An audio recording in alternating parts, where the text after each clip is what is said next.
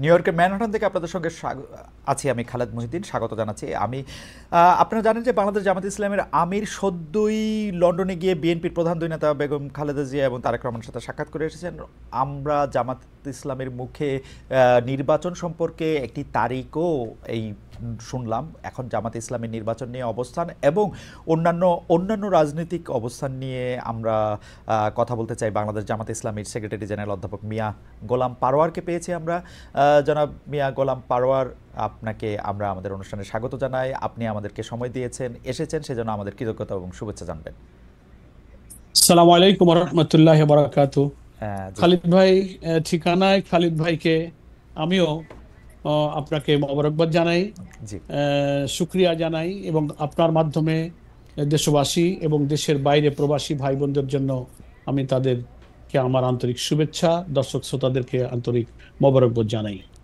অধ্যাপক মিয়া গোলাম পারওয়ার, আমরা আপনাকে ধন্যবাদ জানিয়ে আপনাকে প্রশ্ন করতে চাই যে আপনি জানেন 2024 সালে 5 আগস্ট ক্যান্টনমেন্টে বৈঠক থেকে শুরু করে অন্তর্বর্তী সরকারের সঙ্গে, সমন্বয়কদের সঙ্গে, জাতীয় নাগরিক পার্টির সঙ্গে আপনাদের বোঝাপড়া আমরা বেশি দেখেছি। যদি বোঝাপড়া নাও হয়, আপনাদের কথাবার্তা একই রকম আমরা মনে হয়েছে। বিপরীতে বিভিন্ন সময় আপনি নিজেও বিএনপির সমালোচনা করেছেন। এখন লন্ডনে জামায়াতের আমিরের বৈঠক, বিএনপি শীর্ষ নেতৃবৃন্দের সঙ্গে, এরপর দেশে এসে ফেব্রুয়ারির মধ্যে নির্বাচন দাবি, এই সবটাই একটু ইউটার্ন মনে হয় কিনা যে একটু অবস্থানের পরিবর্তন? আপনারা কি অন্তর্বর্তী সরকার বা এনসিপির কে ছেড়ে বিএনপির দিকে ঝুঁকছেন কিনা? জনাব মিয়া গোলাম পারওয়ার। ধন্যবাদ খালিদ ভাই। আমি খুব বিনয়ের সাথে বলবো যে না, আমাদের অবস্থান নীতিগতভাবে যা শুরুতেই ছিল, আমাদের সম্মানিত আমির জামাত নির্বাচনে অংশগ্রহণ ইত্যাদি সম্পর্কে যে অবস্থানের কথা প্রথমেই বলেছিলেন, এখনো আমাদের অবস্থান সেটাই আছে। ইউটার্ন বলতে যেটা বোঝায়, আলহামদুলিল্লাহ আমাদের অবস্থানের ক্ষেত্রে আমরা কোনো ইউটার্নে যাইনি। আপনি হয়তো বলবেন যে গতকালকে দুজন মার্কিন উপসহকারী পররাষ্ট্রমন্ত্রীর সঙ্গে আমাদের সাক্ষাৎ পরবর্তী যে প্রেস ব্রিফিংয়ে আমির জামাত যে বক্তব্যটা দিয়েছিলেন, আর আজকে ওনার ইউরোপ, ইউকে ইত্যাদি সফরের পর আজকে যে উনি মিট দ্য প্রেস করেছেন, সেখানে উনি নির্বাচন প্রশ্নে সাংবাদিক বন্ধুদের প্রশ্নের জবাবে যা বলেছেন, এটার ভিত্তিতে অনেকে একটু ব্যাখ্যা বিশ্লেষণ করতে গিয়ে কেউ একটু মনে হচ্ছে যে অবস্থান কি জামাত ইসলামী বদলে ফেললো কিনা। আমি এখানে পরিষ্কার করতে চাই যে আপনার হয়তো খেয়াল আছে, উনি গতকালকে সাক্ষাৎকারের সময় পরিষ্কার করে বলেছেন, প্রথম সেন্টেন্স সেটা হচ্ছে কেয়ারটেকার সরকারের যিনি প্রধান, অর্থাৎ অন্তর্বর্তীকালীন সরকারের chief adviser doctor professor Yunus, ইলেকশনের যে আউটলাইনটা তিনি দিয়েছেন, তার টেন্টেটিভ ডেট যেটা বলেছেন যে ডিসেম্বর 25 অথবা 26 জুন। আমাদের আমির জামাত এটা পরিষ্কার বলেছেন যে কোনো ক্রমেই এই জুন অতিক্রম করা ঠিক হবে না। প্রধান উপদেষ্টার এই কথার উপরেই যেন উনি ঠিক থাকেন, এটা আমরা দেখতে চাই। তারপর উনি ব্যাখ্যায় বলেছেন যে মে জুনে বর্ষা মৌসুম, তার আগে রমজান এসে যাচ্ছে, ফলে এই সব প্রাকৃতিক বৈরী পরিবেশ শুরু হলে নির্বাচনকে গুছিয়ে নিতে কিছু আশঙ্কা তৈরি হতে পারে, বিলম্বিত হতে পারে। সেগুলো বিবেচনায় রেখে উনি এটা বলেছেন যে ভালো হয় যদি সব কিছুকে কভার করে বিফোর রমজান ইলেকশনটা করা যায়। আজকে আবার তিনি ব্যাখ্যা এটা বলেছেন পরিষ্কার করে যে নির্বাচন আমরা চাই ঠিকই, আমাদের সময় এবং দিনক্ষণের চেয়ে গুরুত্বপূর্ণ এবং ইম্পর্ট্যান্ট হলো যে কমপক্ষে নির্বাচনটাকে ফ্রি, ফেয়ার এবং ক্রেডিবল করার জন্য যে রিফর্মগুলো প্রয়োজন, police, civil administration, judiciary, constitution, এই সমস্ত জায়গাগুলো সংস্কার সম্পন্ন করে, আর মানবতা বিরোধী অপরাধে, জুলাই অভ্যুত্থানের সাথে সংশ্লিষ্ট অপরাধীদের বিচারকে নিশ্চিত করে, দৃশ্যমান করে যদি ওনারা এই ওনাদের ঘোষিত ডেটের মধ্যে ইলেকশন করতে পারেন, আমাদের কোনো প্রবলেম নাই। এখন সেটা আবহাওয়ার জন্য, রমজানের জন্য কিছু আগে ওনারা করবেন কি পরে করবেন, তবে ওনাদের দেওয়ার সময়সীমা জুন যেন শেষ না হয়, ক্রস না করে। আলটিমেটলি মূল কথাটা তাই। এখন এখান থেকে অনেকে ব্যাখ্যা নানা রকম করতে পারে। না স্যার, এখানে আরেকটু যদি পরিষ্কার হওয়া প্রয়োজন, কারণ প্রফেসর ডক্টর মোহাম্মদ ইউনূস এই 2025-এর ডিসেম্বর থেকে 2026 পর্যন্ত জুনের এই সময়সীমা নির্বাচনের জন্য বেঁধে দিয়েছিলেন আসলে 2024-এর ডিসেম্বরে। মানে তিনি একটি প্রথম সাক্ষাৎকারে তিনি এটি বলেছিলেন। আজ আমরা এপ্রিল মাসের আজকে কত তারিখ, এই 17 তারিখে আমরা, আজকে 17 তারিখ, জি 17 এপ্রিলের 17 তারিখে এসে আমরা এটি নিয়ে আলোচনা করছি, কারণ জামায়াতে ইসলামী তখন কিন্তু প্রফেসর ইউনূসের ওই বক্তব্যের সাথে সম্মতি জ্ঞাপন করেন নাই। তারা তখনও নির্বাচনের সময় আসে নাই, নির্বাচনের সময় নিয়ে বিএনপি বাড়াবাড়ি করছে। আপনি নিজেও আসলে আপনার নিজের অনেক পলিটিক্যাল বক্তৃতা এটা বলেছেন। এই জন্য আমরা একটু জানতে চাইছিলাম এই শিফটটা এই সাক্ষাৎকার পরবর্তী কিনা, কারণ ডক্টর ইউনূস আগেও বলেছেন যে 2025-এর ডিসেম্বর থেকে উনি 2026-এর জুনের মধ্যে নির্বাচন চান। কিন্তু তখন আমরা জামাতে ইসলামীকে বলতে শুনেছি যে বিএনপি নির্বাচনের জন্য অস্থির হয়ে গেছে, এখনো আসলে নির্বাচনটা করা যাবে না। এখন আবার জামাতে ইসলামী বলতেছে যে না, 2025-এর ডিসেম্বর থেকে জুন পর্যন্ত যেহেতু উনি চেয়েছেন, আমরা চাই রমজানের আগে এটি শেষ করা হোক। তো এটি একটু শিফট কিনা অধ্যাপক? আমরা আবারও একটু আমি খালিদ ভাই বলি যে এটা শিফট এই অর্থে না, যে আপনার বোধহয় মনে থাকবে যে আমরা যতই নির্বাচন নিয়ে কথা বলেছি কখনোই আমরা কিন্তু কোনো দিন, মাস, ক্ষণ, বছর কিন্তু কখনো আমরা বেঁধে দিইনি। আমরা বলেছি নির্বাচনটা ক্রেডিবল করার জন্য মাস, দিন, বছরের চেয়ে নির্বাচন নিরপেক্ষ হওয়াটা হচ্ছে ইম্পর্টেন্ট। এবং আমাদের আমিরে জামাতও বলেছেন যে আপনার সংস্কার কার্যক্রমটা মিনিমাম ইলেকশনটা ফেয়ার করার জন্য যে সংস্কার তো অনেক করা দরকার। আমাদের রাষ্ট্রের সমস্ত অর্গানগুলো করাপ্ট হয়ে গেছে, পলিটিসাইজ হয়েছে। এটা এই অনির্বাচিত একটা ইন্টারিম গভর্নমেন্টের পক্ষে করা সম্ভব নয়, ইট উইল টেক টাইম। কিন্তু ইলেকট্রাল প্রসেসটাকে সুন্দর করতে যেটুক প্রয়োজন 5-6টা অর্গানকে হয়তো একটু রিফর্ম করতে হবে। আমরা বলেছি এইটুকু করতে যতটুকু সময় সরকারের প্রয়োজন ওইটাই হচ্ছে যৌক্তিক, ওইটাই রিজনেবল, ওইটুকু সময় দিতে আমরা রাজি। সেটা ফেব্রুয়ারি হোক, মার্চ হোক, জুন হোক, গভর্নমেন্ট যদি উইদিন দ্যাট ডেট এটাকে রিফর্ম করে করতে পারে, we have no complain, we are ready. Okay, কিন্তু আপনার কথা থেকেই বোঝা যাচ্ছে যে আপনারা আগে কোনো ডেট দেন না, এখন আপনারা ডেটের ব্যাপারে কথা বলছেন। এইটুকু শিফট কি আপনারা মানছেন কিনা? মানে অনেকে, কেন আমি প্রশ্নটা করছি, অনেকে বলছেন যে আপনারাই এনসিপিকে বা বৈষম্য বিরোধী ছাত্র আন্দোলনকে বলতেছিলেন যে এখন আসলে আপনারা নির্বাচন চান না, নির্বাচন পরে হোক, আগে সংস্কার হোক, আগে বিচার হোক, তারপরে নির্বাচন হোক। এখন আপনারা বলে অনেকে বলছেন যে এনসিপি থেকে আপনাদের যে সমর্থনের হাত সেটি আপনারা সরিয়ে নিয়েছেন, আপনারা এখন আবার বিএনপির দিকে ঝুঁকছেন। এটি একটি বলা আর কি না, আমরা এটাকে শিফট না বলে আপনি এইভাবে বলতে পারেন যে প্রধান উপদেষ্টা ঘোষিত যে ডেডলাইনের মধ্যে ইলেকশন করতে গেলে রমজান এবং বর্ষাকাল, এই ব্যাখ্যাটা আমাদের আমিরে জামাত করেছেন। এটাকে কেউ শিফট মনে করছেন, আমরা কিন্তু ঘোষিত ডেটের মধ্যেই আছি এবং আমরা কখনো ওনাদেরকে ম্যান্ডেটরি করিনি। আরেকটা কথা হচ্ছে যে আমাদের সাবেক প্রধানমন্ত্রী বেগম খালেদা জিয়ার সঙ্গে আমাদের সম্মানিত আমিরে জামাতের যে সাক্ষাৎ হলো লন্ডনে, সেই সাক্ষাতের পরে এসে আবার একটু আলোচনার ভিন্ন মোড় নিচ্ছে, একটু ভিন্ন। আমরা সাক্ষাৎকারের প্রসঙ্গটিতে আসছি। আপনি নিশ্চয়ই খেয়াল করেছেন, আমি জানি যে বাংলাদেশের রাজনীতির আপনি একজন খুবই মানে রাজনীতিবিদদের পাশাপাশি আপনি একজন রাজনৈতিক বিশ্লেষকও বটে। আপনার লেখালেখি, পড়াশোনাতে বোঝা যায়। আমরা দেখেছি যে অনেকে এই দাবি তুলছেন যে ডক্টর ইউনূসের সরকারের 5 বছর থাকা দরকার, ডক্টর ইউনূসের আরও অনেক দিন ক্ষমতায় থাকা দরকার। আপনারা কি এই বক্তব্যের সাথে মানে সমর্থন দেন, বা আপনারাও কি মনে করেন যে ডক্টর ইউনূস আর একটু বেশি সময় থাকলে ভালো হতো? না, আমরা তা বলি না খালিদ ভাই। এই কারণে বলি না যে একটা গণতান্ত্রিক দেশে গণতান্ত্রিক রাজনৈতিক নিয়মতান্ত্রিক এবং পার্লামেন্টারি সিস্টেম অফ ডেমোক্রেসি যে দেশে রাজনীতিতে আছে, সেই দেশে আমরা জুলাই অভ্যুত্থানের মধ্য দিয়ে নির্বাচিত জনপ্রতিনিধিদের কাছে ক্ষমতা হস্তান্তরের যে কমিটমেন্ট আমরা জনগণের কাছে করেছি, এবং প্রফেসর ডক্টর ইউনূসও অলরেডি তিনিও কমিটেড টু দ্য পিপল। সেই কারণে রিজনেবল সময় যেটুকু একটা নির্বাচন করতে লাগে সেই সময়টুকু দেওয়ার জন্য এই জাতি প্রস্তুত। সেটার জন্য 5 বছর সময়, এটা আমার মনে হয় কেউই, মানে একটা ফ্রি ইলেকশনের জন্য 5 বছর সময় প্রয়োজন হয় না।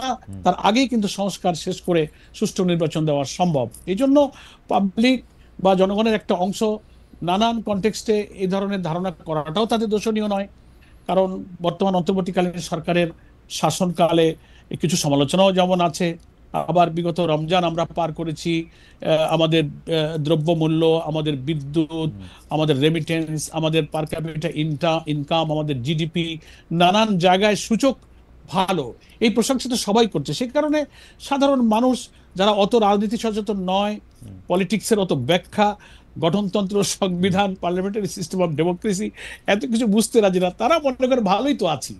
সেই কনসেপশনে একটা পাবলিক পারসেপশন হতেই পারে, আমরা এটাকে কখনো দূষণীয় বলে করি না। কিন্তু বিং এ পলিটিক্যাল পার্টি, আমাদের সংবিধান, আমাদের গঠনতন্ত্র, এগুলোর দিকে নজর রাখলে আমাদের কথা তো নিয়মতান্ত্রিক। আমাদের সংবিধান, আমাদের সাংবিধানিক এবং পার্লামেন্টারি সিস্টেমের দিকে তাকিয়ে একটা অন্তর্বর্তীকালীন সরকার আসলে তার কি দায়িত্ব, তিনি কি কমিটমেন্ট জাতির কাছে দিয়েছেন, সেগুলো সামনে রেখে আমাদের কথা বলতে হয়। সেজন্য আমরা আমাদের কথা বলছি যে আমরা নির্বাচনমুখী দল, আমরা একটা নির্বাচন সুষ্ঠুভাবে করতে যতটুকু গ্রহণযোগ্য সময় আমরা সরকারকে তা দিতে রাজি। অলরেডি গভর্নমেন্ট ইতিমধ্যে একটা টেন্টেটিভ আইডিয়া দিয়ে দিয়েছেন, আমরা তার উপরেই যেন সরকার ঠিক থাকে, এই জন্য আমরা এটাই বলেছি, এটি আমাদের মিয়া ভাই। মানে স্যার, জিনিসটা যেটা হইলো, আমরা এতদিন পর্যন্ত আমার আন্ডারস্ট্যান্ডিং ছিল যে জামায়াতে ইসলামীর একটা আন্ডারস্ট্যান্ডিং হইলো যে যদি এখন ভোট হয় তাহলে জামায়াতে ইসলামী হয়তো পাওয়ারে আসবে না, পাওয়ারে আসবে হচ্ছে বিএনপি। বরং এই সরকার ক্ষমতায় থাকলে জামায়াতে ইসলামী যেগুলি করতে চায়, বিভিন্ন বিশ্ববিদ্যালয়ে ভিসি দেওয়া, বিভিন্ন জায়গায় তাদের জামায়াতে ইসলামীর মাইন্ডেড লোককে বসানো, যেটি সম্ভব হচ্ছে বা হয়েছে, সেটি এই সরকার থাকলে যতটা সম্ভব, বিএনপি সরকার আসলে এটি একটু কম সম্ভব বা কম। এই জায়গা থেকে কি এই সরকারের প্রতি এক ধরনের সহানুভূতি, এক ধরনের সমর্থন ছিল, এরকম অনেকে মনে করতেছেন? এটা আমার মত না, আমি সবগুলি মতকে একসাথে এটা বললাম যে জামাত ইসলামী তো এখনই যতটা পাওয়ারে আসে, অন্য একটা দল যদি পাওয়ারে আসে তাহলে তো জামাত ইসলামী এতটা পাওয়ারফুল থাকবে না। আপনি জামাত ইসলামীকে কোথায় পাওয়ারে দেখলেন? আমি তো এত দেখি না। আমরা কত মানুষের কত অনুরোধ করি, কত সুবিধা অসুবিধা দূর করার জন্য বলি, আমাদের কত 10টা বললে একটা হয়তো শোনে। কিন্তু আপনার বর্ণনা আর কিছু কিছু মিডিয়া এমন ভাবে জিনিসটাকে সবাই বলে যে সবগুলি বিশ্ববিদ্যালয় কি সুডো আপনাদের দখলে, শিক্ষক প্রশাসন থেকে শুরু করে উপাচার্য। না, এটা ঠিক না। আপনি চেক করেন, দেখেন কয়টা পাবলিক ইউনিভার্সিটি, কয়টা প্রাইভেট ইউনিভার্সিটি, কয়টা লোক। আমি তো দেখি না যে আমার দলীয় কোনো একটা লোক কোনো বিসি হয়ে আছে। মানে একটা লোক একটু ভালো হলে, সৎ হলে, মুখে একটু দাড়ি হলে, একটু নামাজি হলে বলে আরে এই লোকটা জামাতের লোক। এটা একটা আলোচনা। আমি আপনাকে খালি দিয়ে একটা উদাহরণ দিই। আমার ডিসি একবার খুলনা, আমি তখন মোস্ট প্রবাবলি এমপি ছিলাম, তো কিছু ঠিকাদার কন্ট্রাক্টররা নানানভাবে, ওরা তো আনডিউ প্রিভিলেজ চায়, তার কাছে গিয়ে কিছু তাদের বিল টিল আনার জন্য গিয়েছে। তো গিয়ে বলছে যে ডিসি সাহেবকে যে স্যার আমাদের এই কাজগুলো একটু করে দেন, আমরা আপনাকে, ওরা আনডিউ কিছু প্রিভিলেজ দেওয়ার জন্য কিছু অফার টফার দিয়েছে আর কি। কিন্তু ডিসি সাহেব সৎলোক ছিলেন, উনি একেবারেই রিফিউজ করেছেন এবং খুব অসন্তুষ্ট হয়েছেন। ওই লোকগুলো ফেরত এসে আমাকে বলছে, পরোয়ার ভাই, খুলনার যে ডিসি এ বেটা জামাত করে। আমরা একটু কিছু টাকা দিতে চাইলাম, টাকা নিতে চাইলো না, অথচ ডিসি সাহেবকে আমি চিনতাম। কখনোই সে কোনো দলীয় কোনো কিছু লোক না, আমাদের কোনো দলীয় লোক না, একটা ভদ্রলোক, একটা অনেস্ট পার্সন। তো এই জন্য খালিদ ভাই, এটা একটা পারসেপশন হয়েছে যে লোকটা একটু নামাজি হলে, সৎ হলে, মিথ্যা না বললে, চলাফেরা যদি একটু পরিচ্ছন্ন পরিশুদ্ধ মনে হয়, বলে ও জামাত হয়ে গেছে। এটা থেকে কিছু তো লোক থাকে, কথা একটু পাইলে বলে এমনি তো নাচুনে বুড়ি, তারপরে আবার ঢোলের বাড়ি, ঢোলের বাড়ি দিলে বুড়ি আবার নাচে। ব্যক্তিগত অনেস্টি থেকে পার্টি এজ এ জামাতে ইসলামী, এজ এ পলিটিক্যাল পার্টি, আমরা জামাতকে কিন্তু অনেক রাগ ঢাকের মধ্যে দিয়ে যাইতে দেখি। উদাহরণ দেই পারার ভাই, সেইটা হচ্ছে যে লন্ডনে খালেদা জিয়া এবং তারেক রহমানের সঙ্গে জামায়াতের আমিরের সাক্ষাৎ হয়েছে গত রোববার, কিন্তু মিডিয়াতে এটা আসছে হচ্ছে মঙ্গলবার। না জামায়াতে ইসলামী না বিএনপি কোনো পক্ষ থেকেই কিন্তু আনুষ্ঠানিকভাবে এটা কিছু বলা হয় না। আমাকে আমার সাংবাদিক বন্ধুরা বলছে, আপনাদের সাথে আনুষ্ঠানিক যোগাযোগ করলেও বিষয়টা নিয়ে আপনারা মন্তব্য করেন নাই, অস্বীকারও করেন নাই। সংবাদ সম্মেলনে প্রথম আমরা দেখলাম জামায়াতের আমির আনুষ্ঠানিকভাবে বিষয়টা বলতেছেন। তো আমাদেরও অনেক বিশ্লেষক এরকম বলতেছেন যে আপনারা যেহেতু ওইখানে একটা আসন ভাগাভাগি, পলিটিক্যাল ম্যাপিং, এগুলি নিয়ে আপনারা কথা বলতে গেছেন, সেই জন্য আপনারা বিষয়টাকে নিয়ে আর একটু লম্বা সময় করতে চাইছেন। এর আগেও কিন্তু আমরা বিভিন্ন রাজনৈতিক প্রশ্নে, সেগুলো আমরা পরে আসবো, আমরা জামায়াতে ইসলামী যেহেতু সরাসরি খুব মিথ্যা কথা বলতে পারে না, তো জামায়াতে ইসলামী কি করে, চুপচাপ থাকে, বলতে চায় না, এক ধরনের কৌশলের আশ্রয় নেয়। ওইটা আপনি কিভাবে দেখবেন? এই লন্ডনের বৈঠকটা থেকে শুরু করে পরে রাজনৈতিক বিশ্লেষণগুলিতে আমরা আসতেছি। না, ধন্যবাদ অবস্থান? খালিদ ভাই। আপনার ওই একটা কথা জায়গায় আমি একটু আহ, আহ, আহ, মানে বিনয়ের সাথে ভিন্ন মত বলি প্লিজ যে প্লিজ। জামাত ইসলামী সরাসরি মিথ্যা বলতে চায় না। আমরা সরাসরি তো বলি না, আমরা পরোক্ষ বা অসরাসরিও কখনো মিথ্যা বলি না। আপনার মিথ্যা প্রশ্ন আমাদের এড়ায় মানসিকতা যান নেই। আর কি, তবে প্রশ্ন আমরা চুপ ঠিক, থাকতে পারি, যেই প্রশ্ন কখনো একটু কখনো চুপ থাকি, আনকমফোর্টেবল এটা ঠিক, এটা আপনার একটু এড়ায় এটা যান। ঠিক। অন্য পলিটিক্যাল পার্টির মতো রিয়েক্ট অ্যাক্ট করেন না, মিথ্যা বলেন না, ঠিক ঠিক এড়ায় যান আর কি। আমি এটার উদাহরণ একটু পরে দিব পরার ভাই আপনাকে। যাই হোক, এইটা যদি আপনি একটু আচ্ছা, ঠিক বলেন, আছে। যেটা তা যদি আমি এইটা একটু বলে নিই। জি আপনি যেটা শুরু জি, করেছেন, লন্ডনের আজকে মিটিং। আমাদের সম্মানিত আমির জামাত জি মিড দ্য প্রেস এটা খুব পরিষ্কার করেছেন যে আমি যেহেতু, ওনার রেগুলার আমাদের সফর ছিল Belgium, Brussels, UK, European union, commission, বিভিন্ন সংস্থার সাথে উনি বসেছেন। তো উনি কিছুদিন আগে উনি লন্ডনে গিয়েছিলেন। তো তখন সংক্ষিপ্ত সফর শেষ করে উনি চলে এসেছেন। ওনার পরিবারের সদস্য লন্ডনে থাকে। তো যেহেতু উনি গেলেন, উনি এই চিন্তাতেই গিয়েছেন, সিনসিয়ারলি স্পিকিং খালিদ ভাই, যে যাদের সঙ্গে দীর্ঘ সময় রাজনীতি করলাম, উনি তিনবারের সাবেক প্রধানমন্ত্রী, আমাদের একজন শ্রদ্ধেয় সহকর্মী, এখন একদিকে তিনি অসুস্থ, আবার একদিকে তিনি মজলুম, তার উপরে অনেক জুলুম করা হয়েছে। তো উনি চেষ্টা করেছিলেন যাবার আগে একটু অসুস্থ অবস্থায় ওনাকে কুশল বিনিময় করতে যাওয়ার, যে কোনো হুম কারণেই হোক সে যাওয়াটা আর হয়নি। তো যেহেতু লন্ডন যাচ্ছি, সুযোগ পেলে উনি কেমন আছেন ওনার সাথে একটু কুশল হুম বিনিময় করে আসবো। এইটা উনি চিন্তা করে ব্রাসেলস, বেলজিয়াম সেরে যখন লন্ডনে আসলেন, হুম হুম এসেই তিনি ওনার সঙ্গে দেখা করতে গেলেন। আর ওনার ছেলে, বিএনপির ভারপ্রাপ্ত চেয়ারম্যান জনাব তারেক রহমানের বাসায় যেহেতু উনি আছেন, তো ওখানে দেখতে গেলে তো ওনার ছেলের সাথেও দেখা হবে। হুম হুম সেইভাবেই উনি এবং আমাদের নায়েবে আমির ডক্টর আব্দুল্লাহ মোহাম্মদ তাহের হুম একসঙ্গে গিয়েছিলেন, এবং ওনারাও খুব কর্ডিয়ালি ওনাকে রিসিভ করেছেন, এবং কিছু সময় ওনারা অতিবাহিত করেছেন, পারস্পরিক কুশল বিনিময় করেছেন। কিন্তু আসন বন্টন বা রাজনীতির কোনো ডিসিসিভ কোনো আলোচনা হয়নি। তবে এটা তো ঠিক, যেটা আজকে আমির জামাত হুম মিড দ্য প্রেসে বলেছেন, যে আমি যদি এক জায়গায় বসে চা খাই আধা ঘন্টা 1 ঘন্টা, হুম তো শুধু তো চা আর চুপ থাকা হয় না, কিছু গল্প তো হয়। হুম সেখানে রাজনীতি, হুম সমাজ, দেশ, হুম নির্বাচন, অনেক প্রসঙ্গ আসছে, হুম কিন্তু সেই আলোচনাগুলো ডিসিসিভ বা নীতি নির্ধারণী, সিদ্ধান্তকারী কোনো আলোচনা নয়। জাস্ট হুম কথা বলতে হয়, গল্পে গল্পে কুশল বিনিময় করতে যেটুকু, সেটুকুই হয়েছে। এখন মুশকিল হয়েছে যে দীর্ঘদিন পর দুই শীর্ষ হুম নেতা বা নেত্রীদের হুম। এই আলোচনাটা মানুষ তো আর সহজে নিতে চায় না, এর থেকে অনেক কিছু আবিষ্কার করছেন। আচ্ছা সেরকমই কিছু আচ্ছা, কথা এর এখন মধ্যে বাইরে আমি আলোচিত মাঝখানে হচ্ছে একটা প্রশ্ন করি। খালিদ ভাই। আমরা কিন্তু দেখতে পাচ্ছিলাম যে বিশেষ করে 5 আগস্টের পর, আমি যদি ম্যাপিংটা বলি, সেপ্টেম্বরের পর থেকে আসলে আমরা দেখেছি যে জামায়াতে ইসলামী এবং বিএনপি পরস্পর একটা যুযুধান অবস্থানে। জনাব শফিকুর রহমানও, জনাব মিয়া গোলাম পারোয়ারও, তারা তাদের রাজনৈতিক বক্তৃতায় বিএনপিকে আক্রমণ করে কথা বলেছেন, বিএনপির অতীত তুলে ধরে কথা বলেছেন, বিএনপির নেতৃত্বের জায়গা থেকে। আসলে জামায়াতে ইসলামী তো কখনো কাউকে সেরকমভাবে গালাগাল দিয়ে কথা বলে না, কিন্তু আসলে নেতিবাচক বা একটু দোষই তুলে ধরেছেন। এর একটা প্রভাব কিন্তু আমরা মাঠ পর্যায়ে দেখেছি, বিভিন্ন শিক্ষা প্রতিষ্ঠানে, বিভিন্ন জায়গায় জামায়াত এবং বিএনপির একটা আধিপত্যের লড়াই আমরা দেখেছি, সোশ্যাল মিডিয়াতে ক্রমাগতভাবে দেখছি। আপনি কি মনে করেন যে এই কুশল বিনিময়টা, যেটা ঢাকায়ও হতে পারত, ঢাকায় না হয়ে এটা যেটা লন্ডনে হলো, এইটার পরে কি এটা কমবে বা এটা একটা অন্য রূপ নিবে? জামায়াত আর আমি বিএনপির সেই মধ্যে কি আবার পুনর্বন্ধুত্ব তৈরি হবে? আমি বুঝতে পেরেছি খালিদ ভাই, জি আমি এই প্রসঙ্গটাই আসবো। তার আগে একটু শুরুটা করে নেই যে বিএনপির সঙ্গে জামাতের আপনার বক্তব্য অনুযায়ী যে কিছু দূরত্ব বা সমালোচনামূলক বক্তব্য উভয় পক্ষে হয়েছে, এটা মিডিয়াতে নানানভাবে এসছে। এই ব্যাপারে আমাদের পরিষ্কার বক্তব্য হলো যে জুলাই অভ্যুত্থানের পরে আওয়ামী ফ্যাসিবাদীর পতিত স্বৈরাচার যখন বিদায় নিল, রাজনীতিতে তারাই ছিলেন আমাদের সকলের প্রতিপক্ষ। আমরা তাদের বিরুদ্ধে তো জোটবদ্ধ আন্দোলন করেছি, লং টাইম করেছি, সকলেই আমরা নির্যাতিত। জামাত শুরুতে আমাদের উপরে আক্রমণ এসেছে, শেষ জুলুম আমার শিকার হয়েছে আমাদের দলকে নিষিদ্ধ করে। বিএনপিরও প্রচুর তাদের উপরে জুলুম করা হয়েছে, তারাও মজলুম। আমাদের বিএনপি নেত্রী বেগম খালেদা জিয়া সহ হাজার হাজার লক্ষ লক্ষ কর্মী তারাও জুলুম এর শিকার হয়েছেন, তারাও কারাগারে কারাবন্দী হয়ে নির্যাতনের শিকার হয়েছেন। আমরা যেমন আমাদের নেতৃবৃন্দ জুডিশিয়াল কিলিং এর শিকার হয়েছে, কারাগারে মৃত্যুর মুখে ঠেলে দেওয়া হয়েছে নির্যাতন করে, আয়না ঘরে, ক্রস ফায়ার, রিমান্ড। তো এরকম নির্যাতনের শিকার কিন্তু বিএনপিও হয়েছে, এটা সম্পর্ক আমাদের ছিল।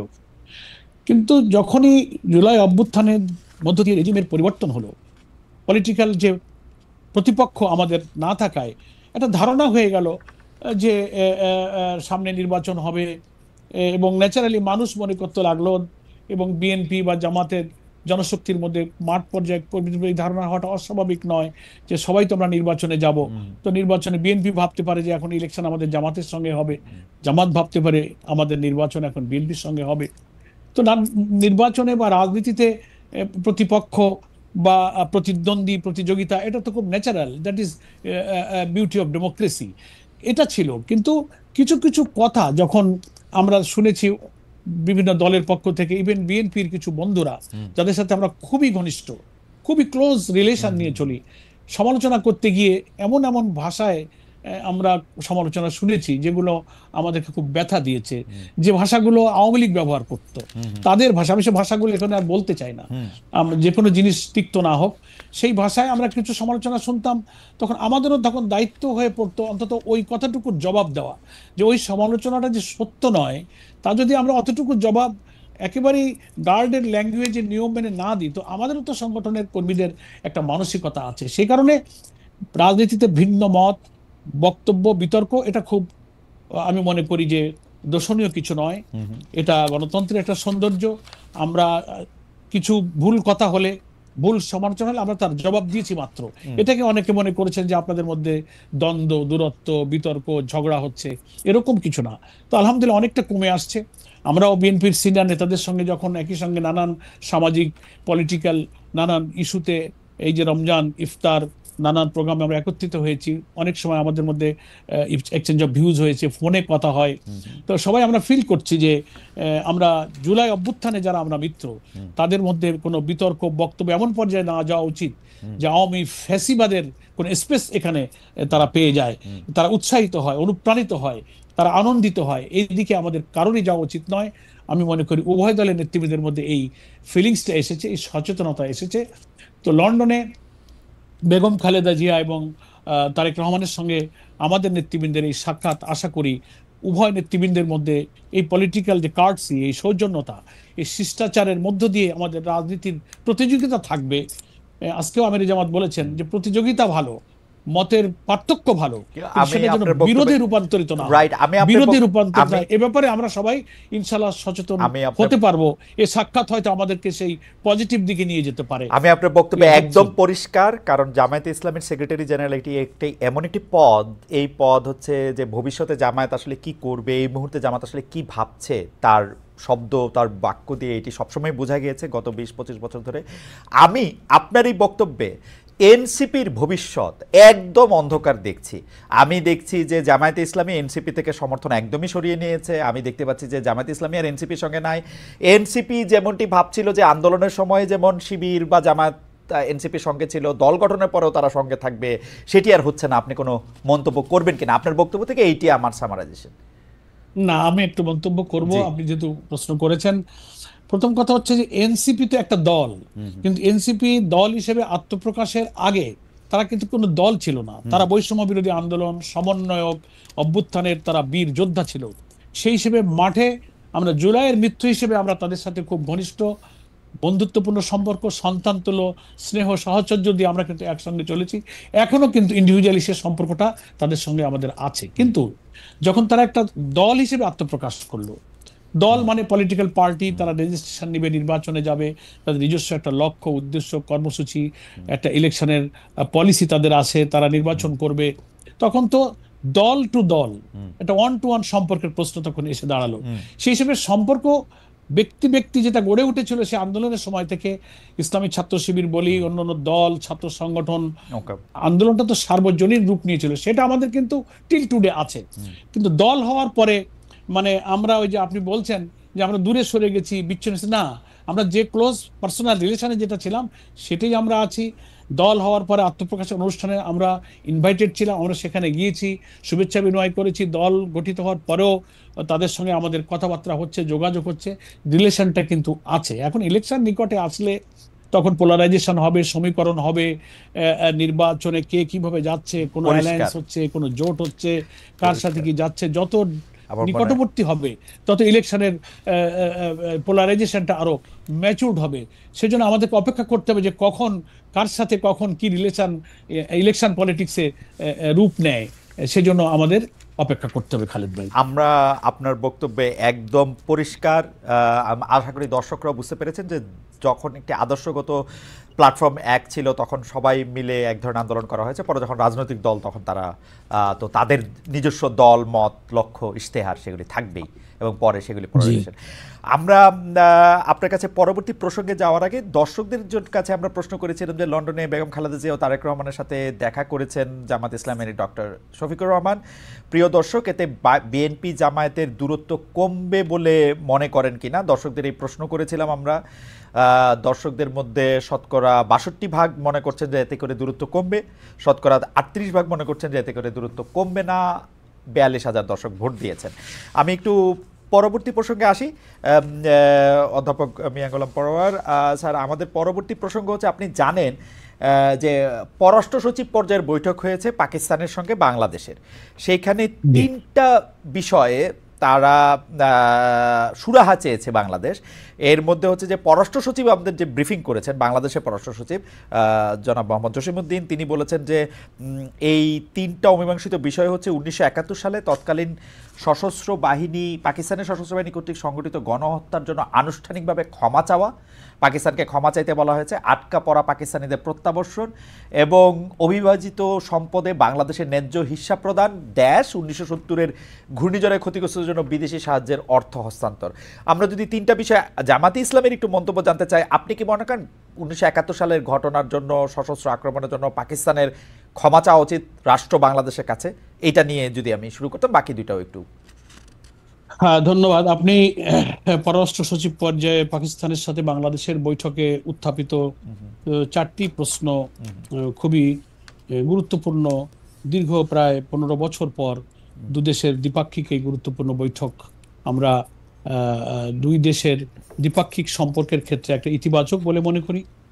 সেখানে যে কথাগুলো উঠেছে যে তদানীন্তন পাকিস্তানে গণহত্যার ব্যাপারে ক্ষমা চাওয়া উচিত, আটকে পড়া পাকিস্তানিদের ফেরত নেওয়া, এরপরে বলা হয়েছে যে সম্পদের ন্যায্য হিস্যার প্রশ্ন এবং ঘূর্ণিঝড়ে যে সহযোগিতা এসেছিল সেই সাহায্যের অর্থ। আমি মনে করি বাংলাদেশের পক্ষ থেকে যে প্রশ্নগুলো, যে দাবিগুলো উত্থাপিত হয়েছে সবগুলোই যৌক্তিক এবং এটার সমাধান হওয়া উচিত। এটা বাংলাদেশের মানুষের হৃদয়ের কথা, মনের কথা। আমরা জামাত ইসলামী মনে করি আমরা সাদাকে সাদা বলি, কালোকে কালো বলি। ফলে গণহত্যা যে হয়েছে এটা ওয়ার্ল্ড অ্যাকসেপ্টেড ম্যাটার। ফলে সেই গণহত্যার সাথে যারা জড়িত ছিল, প্রকৃতভাবে যারা জড়িত ছিল তার প্রমাণ আছে, ফলে তাদের ক্ষমা চাওয়া উচিত। এবং আটকে পড়া পাকিস্তানিরা এখানে অনেক মানবতার জীবনযাপন করছে, তাদের অনেকের খুবই অমানবিক জীবন সম্পর্কে আমরা অবহিত আছি। এদের ফেরত নেওয়ার দাবি যথার্থ এবং সম্পদের ন্যায্য হিস্যার যে প্রশ্ন উঠেছে, ঘূর্ণিঝড়ের সময়ের যে ত্রাণ সাহায্যের প্রশ্নটা সম্পর্কে যদিও আমরা ওই সময় বয়সের চেতনায়, সচেতনতায় অতটা ম্যাচিউর ছিলাম না, এই ব্যাপারে কি তথ্য আছে আমি জানি না। যদি সেটা সত্য হয়ে থাকে, এই অর্থের ব্যাপারে এসব কিছুরই একটা ন্যায্য মীমাংসা এবং নিষ্পত্তি হওয়া উচিত। এটাকে আমি ইতিবাচকভাবে দেখি। খালিদ ভাই। জি স্যার, আপনি একদম স্পষ্টভাবে বললেন যে যেহেতু গণহত্যা হয়েছে সেটা সারা দুনিয়া জানে, সেহেতু তাদের এই অবস্থানের ক্ষেত্রে তাদের ক্ষমা চাওয়া উচিত। আটকে পড়া পাকিস্তানের প্রত্যাবর্ষণটাও একটা দাবি, ন্যায্য হিসাব প্রদান সেটি আসলে থার্ড পার্টি, মানে আমি মনে করে থাকি আমাদের যে দাবি আন্তর্জাতিকভাবে যদি এটি প্রমাণিত হয় তাহলে নিশ্চয়ই এটি দিতেও পারবে। আমি এখন যদি একটু জামায়াতে ইসলামের অবস্থান জানতে চাই, 1971 সালে জামায়াতে ইসলামীও তো, আমি বারবার এই প্রশ্ন জামায়াতে ইসলামের নেতৃবৃন্দকে আমার করতে হয় যে 1971 সালে তো জামায়াতে ইসলামীরও একটা অবস্থান ছিল। সেই অবস্থান থেকে কি জামায়াতে ইসলামী তাদের জায়গা থেকে তারা জাতির কাছে ক্ষমা চাইবে কিনা, তাদের অবস্থানটা ভুল ছিল সেরকম বলবে কিনা, তারা এটা সম্পর্কে নতুন কোনো মন্তব্য আর দিবে কিনা? আমি একটু আপনাকে মনে করে দিই জনাব মিয়া গোলাম পরোয়ার, আমাদের জামাতে ইসলামীর সাবেক আমির মরহুম অধ্যাপক গোলাম আজম কিন্তু তার একটা বক্তৃতায় কাছাকাছি একটা কথা বলেছিলেন, কিন্তু সেটা তার আনুষ্ঠানিক জামায়াতে ইসলামীর একটা ক্ষমার প্রস্তাবনা কিনা, সেইটা একটা ভুল স্বীকার করা কিনা, সেইটা আমরা জানি নাই এখন। এই ব্যাপারে আপনাদের দলগত অবস্থান কি অধ্যাপক? ধন্যবাদ। আপনি একটা রিয়েল হিস্ট্রি তুলে ধরেছেন। অধ্যাপক গোলাম আজম আমাদের সাবেক আমিরে জামাত, উনি যখন নাগরিকত্ব উচ্চ আদালতে পুনর্বহালের মাধ্যমে যখন আদালত থেকে নাগরিকত্ব সহকারে মুক্ত হলেন, তখন বায়তুল মোকাররমের উত্তর গেটে ওনাকে একটা নাগরিক একটা সম্বর্ধনা দেওয়া হয়েছিল, ঐতিহাসিক সম্বর্ধনা। সেই বক্তব্যটা নিশ্চয়ই, বিং এ জার্নালিস্ট, আপনি হয়তো সে বক্তব্যটা পেয়েছেন, বুকলেট আকারে সারা দেশে আমরা ছেপেছিলাম। সেখানে তিনি শেখ মুজিবুর রহমান, সরওয়ার্দী, শেরে বাংলা, জিয়াউর রহমান, মাওলানা আতাহার আলী, আরো অনেক, মাওলানা ভাসানী, বাংলাদেশের জনগণের ঐক্য, স্বাধীনতা, জাতীয় মুক্তি, এদেশের মানুষের কল্যাণে যাদের যে অবদান সব স্বীকার করেছিলেন। এবং স্বাধীনতা যুদ্ধকালে উনি খুব কর্ডিয়ালি, মানে হৃদয় খুলে বলেছিলেন যে আমরা মানুষ, আমাদের রাজনীতির নানান ভূমিকায় ভুল হতে পারে। তো আমি সকলের কাছে আজ আমার আচরণে আমাদের কোনো ভূমিকায় আপনারা কষ্ট পেয়ে থাকলে আমরা সেটা ক্ষমা সুন্দর দৃষ্টিতে দেখার জন্য আবেদন করছি। সেই বক্তব্যের বুকলেট বক্তব্য কিন্তু আমাদের কাছে আছে এবং সারা দেশের মানুষের কাছে সেটা গিয়েছিল। খালিদ ভাই, আমি মনে করি যে ওই সময় জামাত ইসলামী অখণ্ড পাকিস্তানের যে পক্ষ নিয়েছিল, এটা তো নিশ্চয়ই সত্য। এটা একটা পলিটিক্যাল ডিসিশন। রাজনীতির পরবর্তী ইতিহাস বিশ্লেষকরা এই সিদ্ধান্তকে ভুল বলতে পারেন, এই অধিকার সবার আছে। তো সেই কনসেপশনেই কিন্তু অধ্যাপক গোলাম আজম, এই মাটি মানুষ, এখানেই তিনি জন্মেছিলেন। তার প্রেক্ষিতে রাজনৈতিক সিদ্ধান্তের ভিত্তিতে দেশের মানুষের পারসেপশন বিবেচনা করেই কিন্তু বায়তুল মুকাররমের উত্তর গেটে তিনি কিন্তু নিজের অকপট এই বক্তব্যটা তিনি দিয়েছিলেন। আমি মনে করি তার বক্তব্যের মধ্য দিয়ে, সেই সময় জামাত ইসলামীর আমির হিসেবে তিনি তার বক্তব্যের মধ্য দিয়ে সেটাকে তিনি মেনে নিয়েছেন, স্বীকার করেছেন। এবং আমাদের একটা বাস্তবতা কি খালিদ ভাই, যারা বাংলাদেশে জামাত ইসলামের বিরোধিতা করে শুধু যে কোনো যৌক্তিক কারণে করে তা না, জামাত ইসলামীর কে নানান দৃষ্টিভঙ্গিতে তারা সমালোচনা, আমরা যত কথাই বলি, কিন্তু জামাতকে তারা পছন্দ করতে চায় না।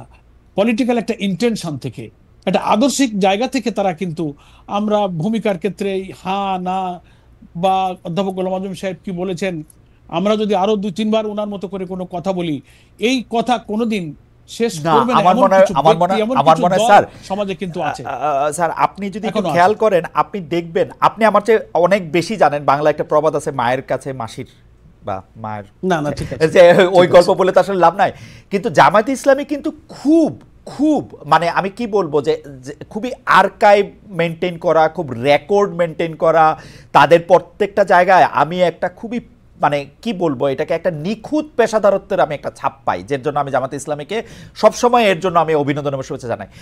আপনাদেরকে 71-এর প্রশ্নে প্রশ্ন করলে শুধু মরহুম আমিরে জামাত গোলামে আজমের কথা শুধু বলতে হবে কেন? আপনারা একটা দলগতভাবে একটা রেজলিউশন কেন নেন না, এটা কেন বলেন না, সেটা একটু আমাদের একটু বলবেন কিনা?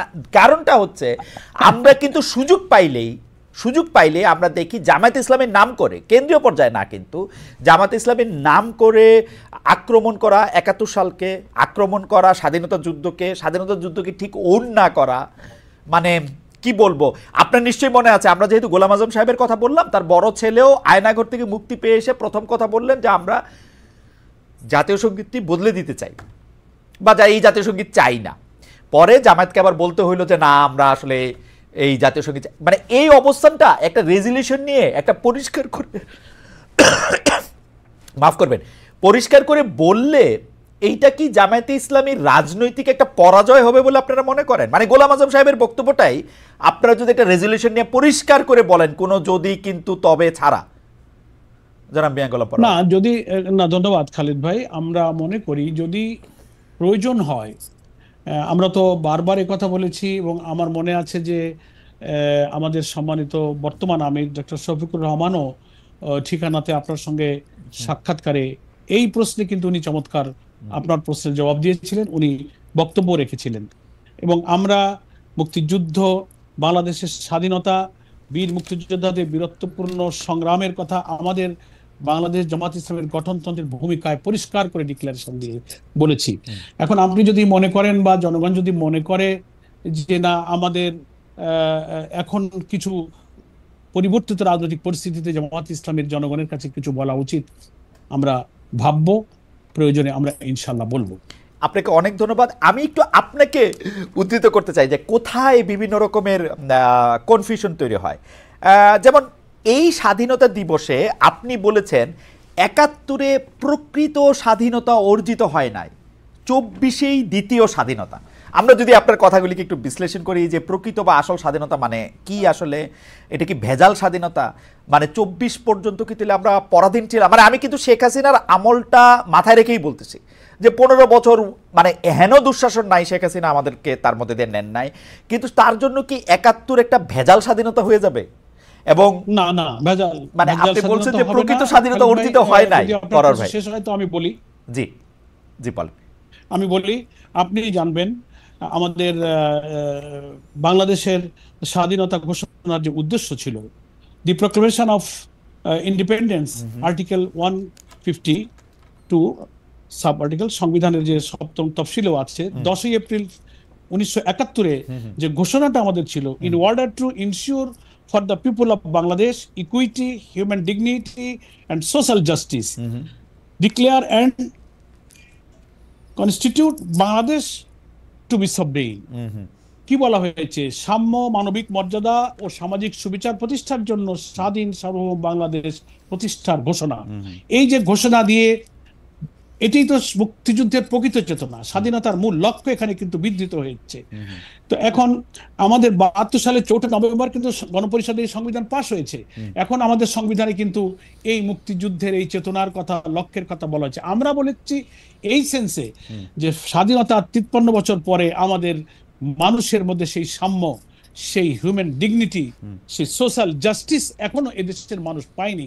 তাই ২৪-এর একটা ফ্যাসিবাদের ইতিহাসের বর্বরতম, নিষ্ঠুরতম ফ্যাসিজম, আমি বলবো উনি শুধু ফ্যাসিস্ট নন, উনি স্যাডিস্টও ছিলেন।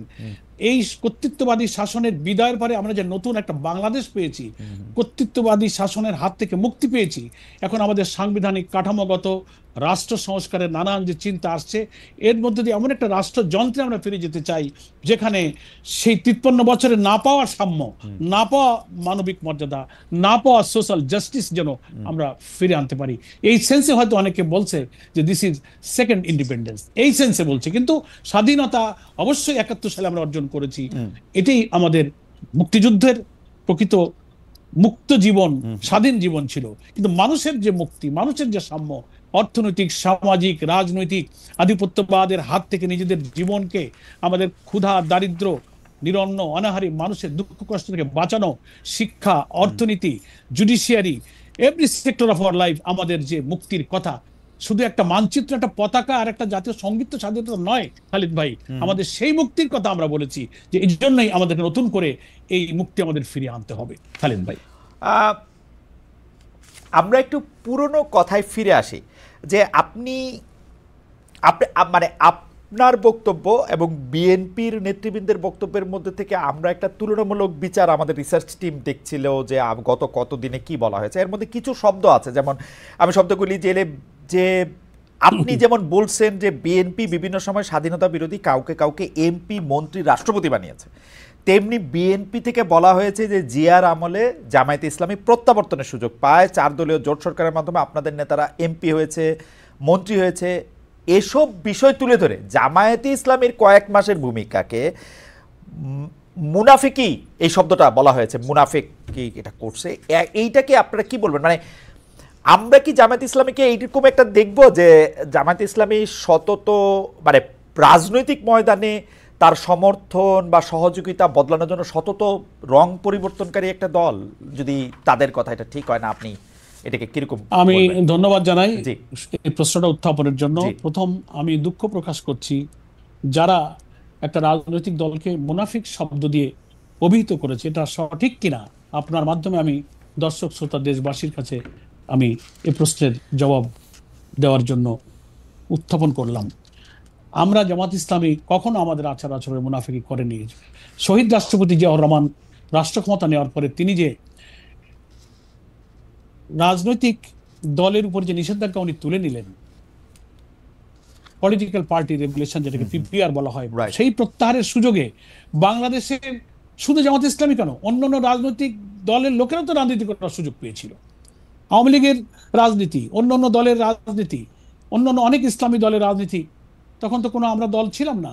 তো ফলে শুধু জামাত ইসলামীকেই বলা হচ্ছে এবং আমরা তো কোনো করুণার কারণে, দয়ার কারণে নয়, একটা আইনগত অধিকারের সুযোগ নিয়ে তখন জামাত ইসলামী সহ অনেক রাজনৈতিক দল রাজনৈতিক অধিকার ফিরে পেয়েছিল।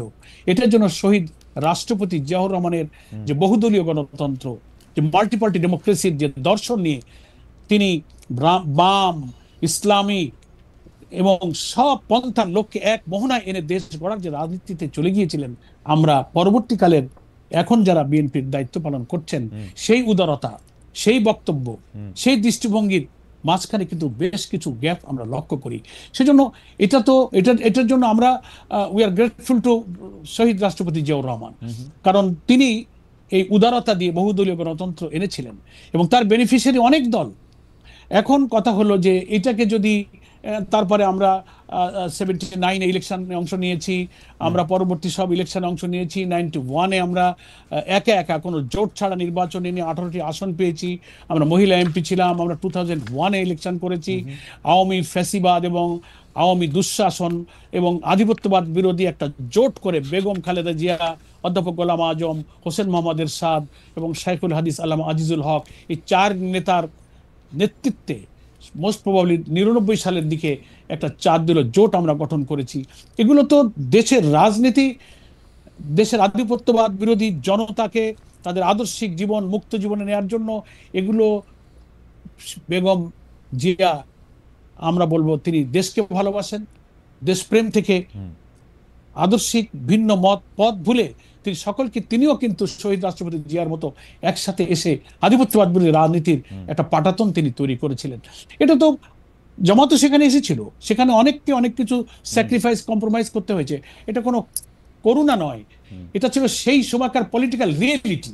ফলে এইটার কৃতিত্ব না জামাতের একা দাবি করা উচিত, না বিএনপি, না কোনো দলের দাবি করা উচিত। যে মহান ব্যক্তিরা এই রাজনীতি করে আমাদের প্রজন্মকে এই উদারতা, এই ঐক্য, একসাথে চলা, এই যে ইনক্লুসিভ পলিটিক্সের যে ধারার দিকে বাংলাদেশকে নিয়ে যাচ্ছিলেন, এখান থেকে কিন্তু অনেকের শিক্ষা নেওয়ার আছে। কিন্তু দুর্ভাগ্য, দুঃখ হলো এখন আমরা যারা রাজনীতি করছি আমাদের মধ্যে সেই উদারতা সকলকে নিয়ে আমি তো একজন নবীন পার্লামেন্ট মেম্বার ছিলাম। আমার মনে আছে সেদিনের কথা, 2001 থেকে আমি 6 পর্যন্ত যে এমপি ছিলাম, সেখানে আমরাও অনেকের বিরুদ্ধে পার্লামেন্টে অনেক বক্তব্য রেখেছি। সিনিয়র পার্লামেন্টারিয়ান রাজনৈতিক অনেক বিতর্ক পার্লামেন্টে হয়েছে।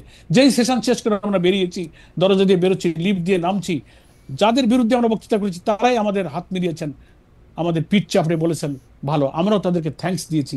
এই যে রাজনীতির যে উদারতা, সৌহার্দ্য, এটা যেন আমরা ধীরে ধীরে যেন হারিয়ে ফেলছি। এখন শুধু আমার কি করার, আমার করুণায় যেন উনি চলেন, উনি আমার কথা রাখলেন না। আমরা তো স্বাধীনভাবে আমরা সব ইলেকশনে গিয়েছি, তারপরে আমরা জোট করেছি। এটা জোটের শরিক দলের সবার বিশ্লেষণ করার প্রয়োজন যে সেই জোটের রাজনীতির পরে আমরা কাদের সঙ্গে কি আচরণ করেছি। 91-এ উইদাউট এনি কন্ডিশন নিঃশর্তভাবে বিএনপিকে সরকার গঠনে আমরা সাহায্য করেছি। শেখ হাসিনা আওয়ামী লীগে যে আসন পেয়েছিলেন জাতীয় পার্টি দিয়ে, সব মিলিয়েও তিনি করতে পারছিলেন না। তিনি জামাতের আমির অধ্যাপক গোলাম আজমের কাছে এসেছিলেন, বিএনপির পক্ষ থেকে আসা হয়েছিল আমরা আধিপত্য রাজনীতিকে দাঁড় করাবার জন্য আমরা বিএনপিকে দিয়েছি। তখন তো আমরা জোটে ছিলাম না, উইদাউট এনি কন্ডিশন আমরা দেশকে ভালোবেসে করেছি। এখন এটা কি এর জবাবে আমরা কি পেয়েছিলাম? এর জবাবে অধ্যাপক গোলাম আজমকে গ্রেফতার করা হয়েছে, আমাদের শত শত নেতা কর্মীদেরকে ক্যাম্পাসে শহীদ করা হয়েছে, আহত করা হয়েছে। আমরা ধৈর্য ধরেছি, তারপরেও আমরা পরবর্তীতে এসে আবার 2001-এ কিন্তু আবার আমাদের লোকদের উদারতাটা আমরা চেষ্টা করেছি। তেমনি আমাদের সকলের এই উদারতার চেষ্টা থাকলে রাজনীতিতে সহমর্মিতা থাকবে এবং সবাইকে নিয়ে চলার মতো একটা রাজনীতির ধারা কিন্তু বাংলাদেশে তৈরি হবে। খালেদ ভাই, আমার কাছে মনে হয় যে একটা জিনিস শুধু একটু বলা, যে শেখ হাসিনা গোলাম আজমের কাছে গিয়েছিলেন, এটা আপনি বললেন, মানে শেখ হাসিনা কি গোলাম আজমের কাছে গিয়েছিলেন? না, শেখ হাসিনা না, তার প্রতিনিধি গিয়েছিলেন। ওকে, সেকেন্ড প্রশ্ন হচ্ছে যে আমরা জামায়াতে ইসলামীর ক্ষেত্রে যে যেমন ধরেন আগামী নির্বাচনে আপনি বলছেন ইসলামী রাষ্ট্র কায়েমে সবাইকে ঐক্যবদ্ধ হতে হবে, ইসলামী রাষ্ট্র। এখন ঘটনা হইতেছে হচ্ছে যে জামায়াতে ইসলামী রাষ্ট্রের কথা বলে, ইসলামী আদর্শের কথা বলে, কিন্তু আবার অনেকে এই প্রশ্ন করেন যে আপনারা যখন বিএনপির সাথে জোটবদ্ধ হন, শেখ হাসিনার সাথে একসাথে আন্দোলন করেন, তখন আপনারা আবার নারী নেতৃত্ব মেনে নেন। এইটা আপনাদের এটা দ্বৈত অবস্থান কিনা, মানে ক্ষমতায় যাওয়ার জন্য বা ক্ষমতার পাশাপাশি থাকার জন্য, এইটা আপনাদের একটা ডাবল স্ট্যান্ডার্ড না, কিনা? আমি খুব সুন্দর কথা বলেন। আমি আপনার মাধ্যমে এই কথাটা আবার দেশবাসী এবং দুনিয়াবাসীর কাছে পরিষ্কার করার সুযোগ পেলাম। নারী নেতৃত্ব মেনে নেন, আক্ষরিক অর্থে এই কথাটা আমাদের ক্ষেত্রে প্রযোজ্য নয়। কারণ নারী নেতৃত্ব মানে কি, জামাত ইসলামের আমির তো কোনো নারী না, আমাদের আমির তো একজন পুরুষ। বেগম জিয়ার সাথে আমরা জোট করেছিলাম, বেগম জিয়া তার দলের নেত্রী, না, জোটের এরশাদ সাহেব নেত্রী, ছিলেন তার জোটের দলের নেত্রী, নেতা। জোটের আর নেত্রী। জোট আপনার তো সাথে ছিল তর্ক করে পারবো না, কিন্তু উনি জোটের নেত্রী। না, তার জোটের নেত্রী মানে চারটা দল চারটা একটা দলের মতের সাথে যে আমরা জোট, মিলেছি। সেই জোটের তিনি প্রধান নেত্রী। তার অর্থ তিনি জামাতের নেত্রী না, তিনি জোটের নেত্রী ছিলেন। তো Okay. জোট একটা তো হতে পারে, জোট একটা পলিটিক্যাল আইডিয়াতে একটা আধিপত্যবাদ বিরোধী আওয়ামী দুঃশাসনের বিরুদ্ধে একটা জোট হয়েছিল। তার তার দলের নেতা নেত্রী তিনি আলাদা থাকবেন, এবং তিনি ব্যক্তি বেগম জিয়া হিসেবে নয়, বিএনপির চিফ হিসেবে তিনি দলের প্রধান হয়েছেন। উনি ওখানে যদি কোনো পুরুষ থাকতো তিনি ওই জোটের প্রধান হতেন। সেজন্য নারী নেতৃত্ব তো বিএনপি মেনে নিয়েছে, আমাদের নেতা তো পুরুষ। ওকে, এই জন্য এই কনফিউশনটা অনেকে তৈরি করার মানে চেষ্টা করে। আমরা জোট, তো বিএনপি আপনারা যখন জোট করেছেন, খালেদা জিয়া আপনাদের নেতা ছিলেন না? না, খালেদা জিয়ার কথা আমাদের দল চলেনি, জোটের কর্মসূচি কম্বাইন্ড কর্মসূচিতে আমরা খালেদা জিয়া ঠিক জোটের করে সিদ্ধান্ত দিয়েছেন নিয়েছি। না আপনারা কত আসনে নির্বাচন করবেন, বিএনপি কত আসনে নির্বাচন করবেন? না, আমরা সবাই মিলে করেছি, কেউ একক সিদ্ধান্ত করেনি। আমরা যাদের সাথে জোট খালেদা করেছি যখন সবাই কোনো মিলে সিদ্ধান্ত, আমাদের যখন কোনো সিদ্ধান্ত নিয়ে হয়েছে। মতদ্বৈততা হয়েছে, তখন খালেদা জিয়ার সিদ্ধান্তই প্রিভেল করে নাই? 4টে দল বা 8টা দল বা 20টা দলেরও জোট ছিল, দলের মধ্যে মত বিনিময় হয়েছে, আলোচনা হয়েছে। দলের মধ্যে যখন অধিকাংশের মত, মেজরিটি যখন মত দিয়েছে, সবাই সেটা মেনে নিয়েছে। একটা সিদ্ধান্ত নেওয়ার পলিসি তো থাকে, হয় অধিকাংশের ভিত্তিতে, নাইলে সর্বসম্মত। তা নাহলে তো কোনো জোট অ্যালায়েন্স হয় না। তার অর্থ এই না যে আমরা আরেকজনের লিডারশিপ মেনে নিয়েছি। জোট এক জিনিস আর দল আর এক জিনিস। আমাদের দলের নেতা কিন্তু পুরুষ। জামাতে ইসলামীর আমিরে জামায়াত এবং সেক্রেটারি জেনারেল, তারা দুইজন বেগম খালেদা জিয়ার প্রধানমন্ত্রীত্বে, মন্ত্রিসভায় সভাপতিত্বে বসেছেন না? সেটা সরকার, সেটা কোনো দল নয়, গভর্নমেন্ট। একটা মানে গভর্নমেন্ট রাষ্ট্র পরিচালনা, তারা মেজরিটি পেয়েছে, সরকারের রাষ্ট্র প্রধান হয়ে গেছে, পরিচালনা নারী ঠিক আছে, কিছু বলার নেই। আমরা তো সরকারের আনুগত্য করছি, ওই সরকারের অধীনে বসবাস করেছি, ওই সরকারের অধীনে আমাদের লোকেরা চাকরি করেছে, বেতন নিয়েছে। এটা গভর্নমেন্টের আনুগত্য এক জিনিস, আর দলের আনুগত্য মানে রাষ্ট্র পরিচালনায় যদি একজন নারী থাকেন, তিনি যদি থাকতে পারেন, তাহলে সেটা নিয়ে জামাতের কোনো ভিন্ন অবস্থান নাই। না, ইসলামের রাষ্ট্রের প্রধান নারী হবেন না, এটা হচ্ছে ইসলামী শরঈ বিধান। কিন্তু উনি যে রাষ্ট্রের প্রধানমন্ত্রী, ওটা তো ইসলামের রাষ্ট্র ছিল না। প্রধানমন্ত্রী হয়েছেন, রাষ্ট্র উনি চালাচ্ছেন। আমরা সেই দেশের নাগরিক হিসেবে মানে we are bound to ওবে the order, আমাদের মানতে হয়েছে। দলের প্রধান তো আমাদের পুরুষ। আর ইসলামে রাষ্ট্র শাসক যিনি নাম্বার 1 ব্যক্তি হবেন, সেখানে মহিলার ব্যাপারে না বলা হয়েছে। সেই ক্ষেত্রে জামাতে ইসলামী এটা মেনে নিচ্ছে, কারণ হচ্ছে যেহেতু বাংলাদেশ ইসলামিক রাষ্ট্র না, তাই তো? জি জি। তো বাংলাদেশ ইসলামিক রাষ্ট্র না, তাহলে জামাত ইসলামিক একটি দল বা ইসলামিক একটি রাষ্ট্র কায়েম করতে চায়, সেটাকে একটু মানে কি বলবো, একটা দ্বৈত অবস্থান হচ্ছে কিনা? না, আমরা ইসলামের যে বিউটি, ইসলামের যে ওয়েলফেয়ারের যে কনসেপশন আছে, প্রিয় নবী মোহাম্মদ মুস্তফা সাল্লাল্লাহু আলাইহি ওয়াসাল্লাম দুঃখী, বঞ্চিত, অনাহারী এবং মানে নির্যাতিত, নিপীড়িত, অধিকারহারা মানুষের মুক্তির জন্য অর্থনীতিতে যে আদর্শ দিয়েছিলেন, বিচার ব্যবস্থা যে আদর্শ রেখে গিয়েছিলেন, পারিবারিক জীবনে, সামাজিক জীবনে, মানুষের আয় উপার্জন, জীবন জীবিকা, সুবিচার, সেই কল্যাণ, সেই সুবিচার, সেই বিউটি অফ ইসলামের মধ্য দিয়ে আমরা এই রাষ্ট্রটা গড়তে চাই, যেখানে হিন্দু, মুসলিম, নারী, দল, মত, ধর্ম, বর্ণ নির্বিশেষে আল্লাহ রসুলের যুগে যেমন সেই শাসন থেকে, সেই গুড গভর্নেন্স, সেই ট্রান্সপারেন্সি থেকে সকলেই কল্যাণ পেয়েছে। আমরা মনে করি সেই সুশাসনের মধ্যে এমন শিক্ষা আছে, এমন কল্যাণ আছে, তা দিয়ে যদি একটা রাষ্ট্র গঠিত হয়, তার সুফল অমুসলিমও পাবে, নারীরাও পাবে, মুসলিমরাও পাবে, সকলেই কল্যাণ পাবে। সূর্যের আলো যেমন সকলকে আলো দেয়, বাতাস যেমন সকলকে বাতাস দিয়ে বাঁচিয়ে রাখে, আল্লাহ তাআলার প্রদত্ত বিধানের ভিত্তিতে যে সুফল, যে কল্যাণ দেশের সব নাগরিক সমানভাবে ভোগ করবে। আল্লাহ তাআলা কোরআনেই বলেছেন, ওয়া আনজালনাল হাদিদ ফীহি বাসুন শাদীদ। আবার বলেছেন, লিয়াকুমান নাসু বিল কিসত। আল্লাহ বাইয়িনা, কিতাব, মিজান, রসুল দিয়ে সুবিচার কায়েমের জন্য বলেছেন। আমাদের ছেলেরা যে স্লোগান দিয়েছিল, উই ওয়ান্ট জাস্টিস, আল্লাহ সূরা হাদিদের মধ্যে সে জাস্টিসের কথা বলেছেন, লিয়াকুমান নাসু বিল কিসত। আমি যে সুবিচার দিয়েছি, আসমান থেকে নাজির হওয়া কিতাবের ভিত্তিতে সেই সুবিচারের মধ্য দিয়ে তোমরা সমাজ এবং রাষ্ট্র ব্যবস্থা কায়েম করো। জামাত ইসলামী সেই সমাজ কায়েম করতে চায়। আশা করি এতে সব ধর্ম বর্ণ নির্বিশেষে সকলের কল্যাণ হবে। আপনি মনে করেন কিনা যে 1971 সালের যে 10ই এপ্রিল যে মুজিবনগর ঘোষণার কথা আপনি বলছিলেন, যেখানে আসলে বৈদ্যনাথ তকলা থেকে বা মুজিবনগর থেকে যে ঘোষণা এসেছিল, স্বাধীনতার ঘোষণা 1971 সালে, যেখানে সাম্য, মানবিক মর্যাদা এবং সামাজিক ন্যায় বিচারের কথা বলা হয়েছিল, যে সাম্য, মানবিক মর্যাদা এবং সামাজিক ন্যায় বিচারের একটাই মানে আমার কাছে যে ধর্ম, বর্ণ, লিঙ্গ নির্বিশেষে সবার অধিকার এই রাষ্ট্রে সমান থাকবে। কিন্তু আপনি যে রাষ্ট্রের কথা বলছেন সেই রাষ্ট্রের ক্ষেত্রে কি সবার অধিকার সমান থাকা সম্ভব? সমান আর সুবিচার মানে আপনার আমরা তো সাম্যের কথা শুনলাম। সাম্য সবার ক্ষেত্রে কি সমান হবে? সাম্য মানে সমতা, আমি যা বুঝি আর কি, যতটুকু বাংলা বুঝি। না, সাম্যের অর্থটা আপনি বুঝবেন, আপনি সাংবাদিক, আপনি একজন ম্যাজিস্ট্রেসি জুডিশিয়ারি লোক। সাম্য হচ্ছে যার যেটা প্রয়োজন সেই অধিকারের ততটুকু পাওয়ার অধিকার, প্রয়োজন সেটাই হচ্ছে সমান। আমি যার যেটুকু প্রাপ্য তাকে সেটুকু বুঝে দাও। এই প্রাপ্যটা কে ঠিক করে দিবে? আমার ঘরে যে মানে কে ঠিক করে দিবে এটাই প্রাপ্য? আমার ঘরে যে কাজ করে আমি তার প্রাপ্য ঠিক করে দিব না সে ঠিক করবে? মানে কিভাবে এটা ঠিক হবে, কেমনে? না, রাষ্ট্রের সাম্যের ক্ষেত্রে রাষ্ট্রকে ঠিক করতে হবে যে একজন শ্রমিকের কত কি প্রয়োজন, একটা মালিকের কি প্রয়োজন, একজন মজুরের কি প্রয়োজন, একটা ছাত্রের কি প্রয়োজন, একটা কৃষকের কি প্রয়োজন।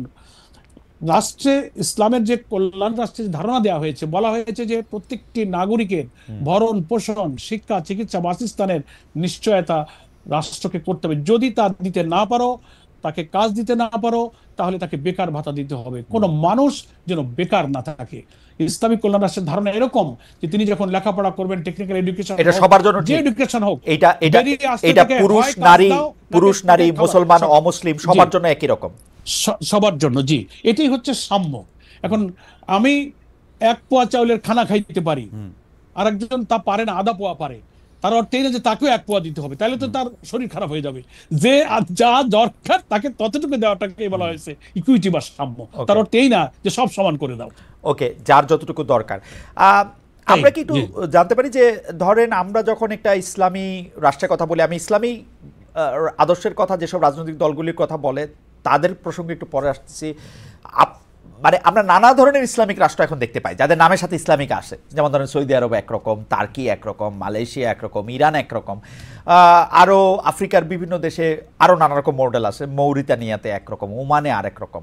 তো আমরা আসলে কোনটা আমাদের জন্য নিব বা ফলো করব? ইন্দোনেশিয়া, মালয়েশিয়াও আবার আরেক রকম আছে। মানে আমরা খুবই সিনসিয়ারলি আমি বলবো যে বাংলাদেশে ইসলামিক কল্যাণ রাষ্ট্রের যে ধারণা আমরা কোরআন এবং হাদিস থেকে পাই, শতভাগ সেই স্ট্যান্ডার্ডে কোনো রাষ্ট্র এখন নেই।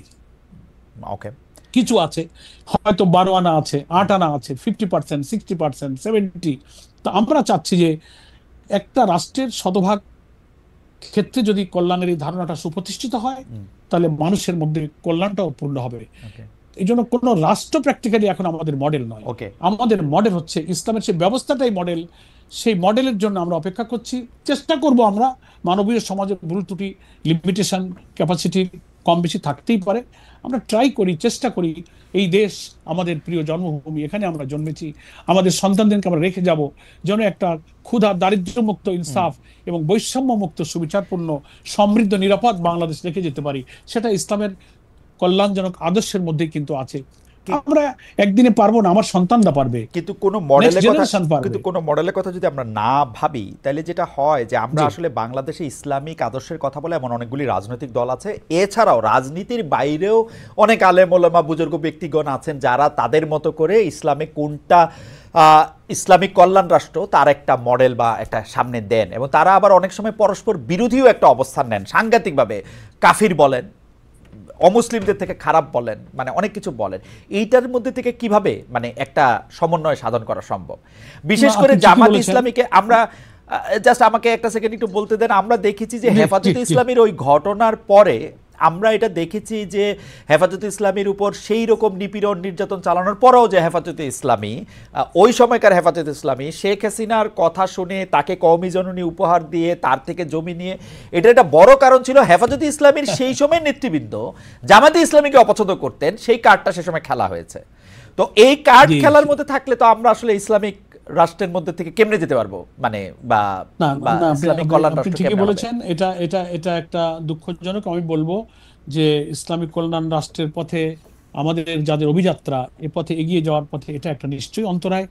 তবে ওই যে কিছু মতপার্থক্যের কথা আপনি বলেছেন, শরীয়তের বা ইসলামী বিধানের বা কোরআন সুন্নাহর মৌলিক যে ব্যাপারগুলো, সেখানে কিন্তু এত বেশি মতপার্থক্য নেই। ফিকহি কিছু ব্যাপারে, গবেষণাগত কিছু বিষয়ে যেগুলোর উপর অ্যানালাইসিস চলে, গবেষণার ভিত্তিতে ভিন্ন ভিন্ন কিছু মত হতে পারে, যেটা ইসলামের ফরজিয়ত সরাসরি আল্লাহ তাআলার কোরআন এবং সুন্নাহ দ্বারা, রসুলের সুন্নাহ দ্বারা প্রমাণিত, এর সরাসরি উল্টে চলে যায়। এইসব ব্যাপারে কিন্তু বেশি মতপার্থক্য সমাজে নেই।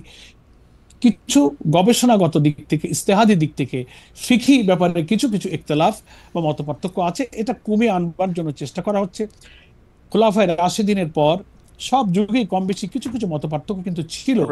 একেবারে সবটাই সবটাই যে একেবারে এক হয়ে যাবে না, যাবে এমনটা নাও হতে পারে। তবে উম্মার চেষ্টা করা উচিত যতটা মতপার্থক্য কমিয়ে এনে দুনিয়ার এই সংক্ষিপ্ত জীবনে আমরা আল্লাহ তাআলার বিধানটা আনুগত্য করতে পারি। That will be better. এই চেষ্টাই আমরা করে যাচ্ছি খালিদ ভাই। অধ্যাপক মিয়া গোলাম পরোয়ার, আমাদের দর্শকরা একটি প্রশ্ন করছেন, যে কারণে হচ্ছে যে এই প্রশ্নগুলির মধ্যে থেকে উত্থাপিত প্রশ্ন, যে অনেকে বলছেন যে অনেকে মনে করেন যে নারীদেরকে কর্মক্ষেত্রে বা শিক্ষাক্ষেত্রে সীমিত করার একটা বাণী আমরা শুনতে পাই, বিশেষ করে ওয়াজে আলেম ওলামারা এটি বলে থাকেন, করে থাকেন, দল হিসাবেও অনেক সময় আমরা এই ঘোষণা দেখি। এইটার ব্যাপারে আসলে জামাতে ইসলামীর অবস্থাটা কি, এক? আর দুই হচ্ছে যে নারী নেতৃত্বের ব্যাপারে, রাষ্ট্রের পরিচালনার নেতৃত্বের ব্যাপারে আপত্তি থাকলেও এই ক্ষেত্রে আপনাদের আপত্তি বা উৎসাহ আছে কিনা। দুই হচ্ছে, আরেকজন দর্শক আপনাকে প্রশ্ন করেছেন যে আপনি 2018 সালের নির্বাচনে ধানের শীষ নিয়ে নির্বাচন করেছিলেন কিনা, এবং যদি ধানের শীষ নিয়ে নির্বাচন করে থাকেন প্র্যাকটিক্যালি তখন আপনি তাহলে বেগম জিয়ার বা অনুসারী হিসাবে নিজেকে দেখতে হয়েছিল কিনা। দুটি ব্যাপারে ধন্যবাদ আপনাকে। ধন্যবাদ আপনাকে। শেষ প্রশ্নটার উত্তরটা আমি আগে দিই। আমরা ওই সময় জামাত ইসলামের নিবন্ধন ছিল না 2018-তে, তখন জোটবদ্ধভাবেই, তখন আমাদের 20 দলীয় জোট ছিল। সেই জোটেরই সিদ্ধান্ত হয়েছিল যে আমরা জোটের প্রার্থীরা, ধানের শীষটা জোটের প্রার্থীরা জোটের প্রতীক হিসেবেই তারা নির্বাচন করতে পারবে। ওকে। তো তখন সেই সিদ্ধান্তের ভিত্তিতেই জামাত নীতি নির্ধারণী ফোরামে আমাদের সিদ্ধান্ত হয়েছিল আমরা সেই নির্বাচনটা জোটের প্রার্থী হিসেবেই একটা প্রতীক আমরা নিয়ে ইলেকশন করেছি। তখন আমাদের নিবন্ধন ছিল না। আরেকটা কথা যেটা বলেছেন যে নারী নেতৃত্বের ব্যাপারে ওয়াজ মাহফিলে বা বিভিন্ন জায়গায় এমন এমন বেশি এক্সাজারেশন করা হয়। অধ্যাপক পরোয়ার, আপনি অনুমতি দিলে আমরা অনুষ্ঠানটা একটু 10 মিনিট এক্সটেন্ড করতাম, কারণ আমাদের অনুষ্ঠানের সময় প্রায় শেষ হয়ে গেছে। আর 10টা মিনিট যদি আপনি আমাদের সঙ্গে থাকতেন, বা 5 মিনিট। না, অসুবিধা নেই। জি, কিছু কিছু কথা শেষ হওয়া দরকার। ধন্যবাদ। আমি ওই নারীর নেতৃত্বের ব্যাপারে একটা মিস প্রপাগান্ডা সমাজে আছে। আমাদের মধ্যেও কিছু কিছু লোকদের হয়তো ইলমের অভাবে নারীদের অধিকার সম্পর্কে ইসলাম কতটা তাদেরকে সম্মান মর্যাদায় অভিষিক্ত করেছে, এই জ্ঞানের অভাবে অনেক সময় না জেনে গতানুগতিক কিছু চিন্তায় নারীদের ব্যাপারে এমন কথা বলেন যে মনে হয় যে আরে আল্লাহ, ইসলাম বা ইসলামের বিধান আসলে তো নারীরা ঘরে বসে থাকবে, বেরোতে পারবে না, এদের লেখাপড়া হবে না, এরা সমাজে চাকরি বাকরি, সমাজ পরিচালনার কোথাও তাদের কোনো পার্টিসিপেশন থাকবে না। এই ভুল ধারণাটা তৈরি হচ্ছে, এটা সঠিক নয়। নারীর ব্যাপারে ইসলাম নারীকে যে মা, নারীকে স্ত্রী, নারীকে বোন এবং সমস্ত মর্যাদার ক্ষেত্রে, স্ত্রীর ক্ষেত্রে যে মর্যাদার কথা বলেছে, দুনিয়ার কোনো আদর্শ এত সম্মান, এত মর্যাদা কোনো নারীদেরকে দেননি। পেশাগত জীবনে, কর্মজীবনে, রাজনীতিতে, প্রফেশনাল লাইফে ইসলাম সব জায়গায় নারীকে অধিকার দিয়েছে। তবে নারী আর পুরুষের চলাফেরার ব্যাপারে, মোরালিটির কনটেক্সটে, নৈতিকতার কনটেক্সটে চলাফেরার কিছু ফরজ বিধান আল্লাহ তাআলা জারি করেছেন। সেই সীমার মধ্যে থেকে নারী ডাক্তার হতে পারবে, ইঞ্জিনিয়ার হতে পারবে, নারী রাজনীতি করতে পারে, নারী পার্লামেন্টে যেতে পারবে, নারী সচিবালয়ের সচিব হয়ে দায়িত্ব পালন করতে পারবে, ফলে আমরা জামাত ইসলামীতে আপনি শুনে অবাক হবেন, নির্বাচন কমিশনের বিধি অনুযায়ী মোস্ট প্রবাবলি 33% না 30% নারীদের পার্টিসিপেশন থাকতে হয় পার্টিতে। আমরা হিসাব করে দেখলাম যে এম্পাওয়ারমেন্ট অফ উইমেন্স প্রশ্নে এখন পশ্চিমা বিশ্ব খুব কনসার্ন ফিল করে জামাত ইসলামের সাথে যখন কথা বলে। আমরা প্রমাণ দিয়েছি, আমরা চেক করে দেখেছি যে আমাদের সংগঠনের কেন্দ্র, জেলা, থানা, প্রত্যেকটি টায়ারে নারীদের পার্টিসিপেশনের রেশিও 40% আপ। ওকে। এবং আমাদের নারীরা পার্লামেন্টে ছিল, আপনি জানেন 91-এ, 2001-এ ছিল। এবার ব্রিটিশ হাই কমিশনার বাংলাদেশ সফর করেছেন, নারীদের সঙ্গে কথা বলতে চেয়েছেন, আমাদের নারী নেত্রীরা সেখানে সাক্ষাৎ করেছেন। ব্রিটিশ এমপির এসেছেন, তাদের সাথে আমাদের নারী ডেলিগেশন দেখা করেছেন। তার্কিতে একটা ইন্টারন্যাশনাল উইমেন্স কনফারেন্সে আমাদের নারীরা জয়েন করেছেন। ফলে university professor, engineer, doctor, everywhere নারীরা সীমার মধ্যে থেকে তারা সব জায়গায় রিপ্রেজেন্ট করতে পারবে। এখানে আমরা ইসলামে কোনো বাধা নেই, কিন্তু সীমা লঙ্ঘন করে, অনৈতিকতা, চরিত্রহীনতা এবং ইসলামের ফরজ বিধান লঙ্ঘন করে নারীকে অনৈতিকতা, সর্বনাশ। আমার কাছে মনে হয় সীমা লঙ্ঘন নারীর কাছে যেমন পুরুষের কাছেও তেমন। মানে ইসলাম তো বলে নাই যে সীমা লঙ্ঘন করে তুমি ঘুষ খাও, সীমা লঙ্ঘন করে খালি দুর্নীতি করো, সীমা লঙ্ঘন করে লুটতরাজ করো, এটা তো কোনো পুরুষেও কোনোদিন বলে নাই। সীমা লঙ্ঘন করে একটা মানে পুরুষেরও তো পোশাক আছে নির্ধারিত, কিরকম পোশাক পরে সে মানুষের সামনে যাবে, সে তো আর। আমি যেটি প্রশ্ন করতেছিলাম, কিন্তু পপুলার অনেক আলেম ওলামা স্পষ্ট বলতেছেন যে নারীরা কোনো পেশায় অংশগ্রহণ করতে পারবে না, নারীদের শুধু ঘরে থাকতে হবে। আমরা কিন্তু আপনারা যারা রাজনৈতিক দল আছেন, বিভিন্ন ইসলামী রাজনৈতিক দল আছেন, বিশেষ করে জামাত ইসলামী সবচেয়ে বড় রাজনৈতিক দল হিসেবে, আমরা তো আনুষ্ঠানিক প্রতিবাদ করতে শুনি না, বরং তাদেরকে মানে আমি জানি যে আপনি জানেন যে ওয়াজে আসলে কি বলা হয়, আপনি জানেন যে একটা জমায়েতের মধ্যে আসলে কি বলা হয়। তো সেই ক্ষেত্রে আপনাদের অবস্থানটা কি? মানে আমি ওই অবস্থানটা একটু আগেই বলে ফেলেছি খালিদ ভাই। এটা একেবারে ঘরে বসে থাকবে, কোনো পেশায় আসতে পারবে না, এই কনসেপশন নাই। শরীয়তের সীমার মধ্যে থেকে তারা যে কোনো পেশায় তারা যেতে পারবে, এটা না জানার কারণে অনেকে বলে। আচ্ছা, ঠিক আছে, তাহলে আপনার বক্তব্য এখানে পরিষ্কার। আমি এই ব্যাপারে শুধু শেষ একটা সম্পর্ক প্রশ্ন আপনাকে করতে চাই যে অনেকে যে আমি প্রশ্নটি করেই ফেলি কারণ আপনার কাছ থেকে অনেক কিছু শেখার আছে, আমাদের দর্শকরা সহ আমরা সেইটা হচ্ছে যে এই যে জামায়াতে ইসলামের আদর্শ বলতে একজন ব্যক্তির আদর্শ সামনে আসে, জনাব মওদুদী, এবং তার যে ইসলামের ব্যাখ্যা, শরীয়তের ব্যাখ্যা, রাজনীতির যে ব্যাখ্যা, সেটা নিয়ে যে অনেক ইসলামী দল আপত্তি করেন, আপনারা কি সেইটা নিয়ে দলের মধ্যে আলোচনা করেন যে তিনি আসলে অনেক ক্ষেত্রে যা বলেছেন তা আপনারা মানেন কিনা, বা এটা মানতে হবেই কিনা, এটা আপনাদের জন্য বাধ্য কিনা, উনি আপনাদের একজন গাইডিং ফোর্স কিনা এখনো? হ্যাঁ, ধন্যবাদ। আমাদের নিজেদের মধ্যে এটা আলোচনা হয় এবং আমাদের সাবেক আমির জামাত অধ্যাপক গোলাম আজম রাহিমাহুল্লাহ তিনি পরিষ্কার করে এই প্রশ্নে, অনেকেই এই প্রশ্নটা করেন যে মাওলানা মওদুদী বানিয়ে জামাত যিনি রাহিমাহুল্লাহ, তিনি তার অনেক লেখনী বা কোনো বক্তব্য কোনো বিষয়ে অনেকে ভিন্ন মত বিতর্ক করেন। আমরা পরিষ্কার বলেছি যে তিনি একটা আন্দোলনকে প্রতিষ্ঠা করেছেন, তিনি কোরআনের তাফসির লিখেছেন, তিনি রাসূলের সিরাত লিখেছেন, প্রচুর পরিমাণ ইসলামিক গ্রন্থ তিনি রচনা করেছেন, দুনিয়ার 40টিরও বেশি ভাষায় তার গ্রন্থ অনুদিত হয়েছে। হ্যাঁ, একজন লেখক, তিনি তো মানুষ, কোনো লেখার মধ্যে কোনো বিতর্কিত কথা, কোনো ভুল ত্রুটি হতে পারে। আমরা কখনোই মাওলানা মওদুদী রাহিমাহুল্লাহকে আমাদের ফিকার ইমাম মনে করি না। তিনি একজন মানুষ, তিনি একজন লেখক, তিনি গবেষক, তিনি একজন আলেম ছিলেন। দুনিয়ার কোনো আলেম নিজেকে বলতে পারবে না যে আমার লেখনের মধ্যে, বক্তব্যের মধ্যে কোনো ভুল নাই। তো অধ্যাপক গোলাম আজম সাহেব পরিষ্কার বলেছেন, ওনার লিখিত বইয়ের মধ্যে এটা আছে, ইসলামী ঐক্য প্রচেষ্টা নামে একটা বই তিনি লিখে গিয়েছেন। সেখানে তিনি বলেছেন যে মাওলানা মওদুদী রাহিমাহুল্লাহ সম্পর্কে যেসব সমালোচনা হয়, হ্যাঁ, তার কোনো লেখনীতে যদি কোনো ভুল থাকে, সেটা যদি প্রমাণিত হয়ে আমাদের সামনে আসে, আমরা সেটা বাদ দেব, আমরা সেটা অনুসরণ করি না। তিনি আমাদের ফিকার ইমাম নন, তিনি একজন লেখক। তো সেই কারণে আমরা এ ব্যাপারে আমাদের অবস্থান পরিষ্কার করেছি। তিনি ঐতিহাসিকভাবে একটা সংস্কারের জন্য চিন্তায় সমাজের তিনি যে একটা ঐতিহাসিক ভূমিকা পালন করেছেন, ইসলাম যে একটা complete and balanced code of life, Islam is only the complete and balanced code of life. সমকালীন যুগের সব সভ্যতাকে ছাড়িয়ে ক্লাস অফ সিভিলাইজেশনের কথা যে ওয়েস্টার্ন কালচার থেকে বলা হয়েছিল, সব তিনি প্রমাণ করেছেন। Banking system, international transaction, judiciary, education, social life, সমস্ত জায়গাতে ইসলামী হচ্ছে পরিপূর্ণ একমাত্র জীবন বিধান। এই ধারণা কোরআন হাদিস থেকে, রসুলের সিরাতের সাথে প্রমাণ করে, তার লেখনীতে তিনি দুনিয়াকে প্রমাণ করে দিয়ে একটা ইসলামী আন্দোলনের ধারণা তিনি দিয়ে সংগঠন তৈরি করে তিনি চলে গেছেন। এখন একটা মানুষের কাজের মধ্যে কোনো লেখনীতে একটু ভুল থাকতে পারে, একজন আলেম তার সাথে বিতর্ক করতে পারে, আমরা এই নিয়ে বিতর্কে যাই না। কোরআন হাদিস দ্বারা সরাসরি প্রমাণিত হলে যদি আমরা বুঝতে পারি ইমান ইলম বলে যে না এটা ঠিক নয়, আমরা সেটা অনুসরণ করব না। আমাদের সাবেক আমির জামাত অধ্যাপক গোলাম আযম রাহিমাহুল্লাহ এই ব্যাপারে তার লিখিত বইতে তিনি বলেছেন। কিন্তু ওই যে আমি আগে দুঃখজনক অভিজ্ঞতা বলেছি যে কি বলে যে সালিশ মানি তাল গাছটা আমার, গ্রামে একটা কথা আছে, যত ব্যাখ্যাই তুমি দাও জামাতকে আমি পছন্দ করি। এই নেচারের কিছু লোকের কারণে এই প্রবলেমটা হচ্ছে। নিশ্চয়ই আপনি একজন বিদগ্ধ জন হিসেবে আপনার অবজারভেশন অনেক কিছুই আছে, আমি আর এই বিষয়ে আর সময় বাড়াতে চাই।